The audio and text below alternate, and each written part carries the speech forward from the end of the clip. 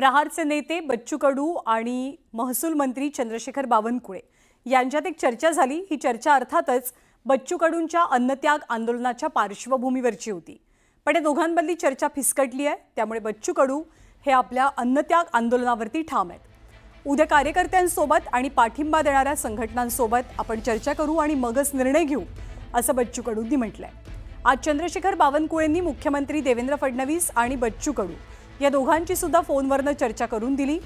कर्जमाफी संदर्भात समिती स्थापन करण्याची सरकारची भूमिका आहे, तर लेखी आश्वासनाशिवाय माघार नाही अशी भूमिका बच्चू कडूंची आहे। गेल्या 6 दिवसांपासून बच्चू कडूंचं अन्नत्याग आंदोलन सुरू आहे।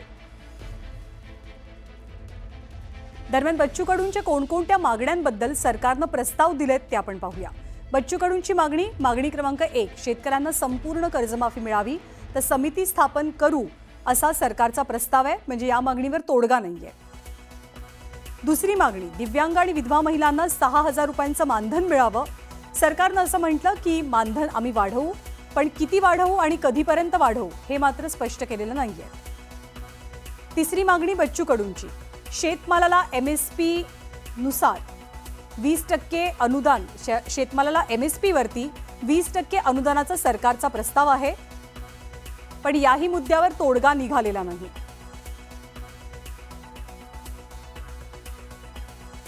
तर या संदर्भात बच्चू कडूंशी संवाद साधले आमचे प्रतिनिधी संजय शेंडे यांनी। काही किंतु परंतु त्याच्यामध्ये आहे ते उद्या आम्ही सगळ्या कार्यकर्त्याच्या, म्हणजे जिल्हा प्रमुख असेल, ज्यांनी आम्हाला पाठिंबा दिला त्यांना विचारून उद्या तो निर्णय आंदोलन चालू ठेवायचं का नाही ठेवायचं ते ठरवू। सरकारने तुम्हाला नेमकं काय सांगा, समिती गठीत करण्यासंदर्भात आणि किती एकरच्या शेतकऱ्यांना कर्जमाफी या संदर्भात काय संदिग्धता आहे? कर्ज माफीची प्रोसेस सुरू करणार आहे ते, आतापर्यंत प्रोसेसच सुरू करत नव्हतं। या आंदोलनामुळं एक पक्क झालं का त्यांनी कर्जमाफीची प्रोसेस सुरू केलेली आहे, आणि हे पण मुख्यमंत्र्यांना म्हटलं का ज्याच्या अंगावर कर्ज आहे त्यालासुद्धा नवीन कर्ज आम्ही देऊ। दोनही गोष्टी झाल्या का कर्जमाफीमुळं त्याचं कर्ज नवीन भेटणं बंद होणार नाही, या हंगामात त्याला नवीन कर्ज भेटन, हे त्याच्यातली जमेची बाजू आहे।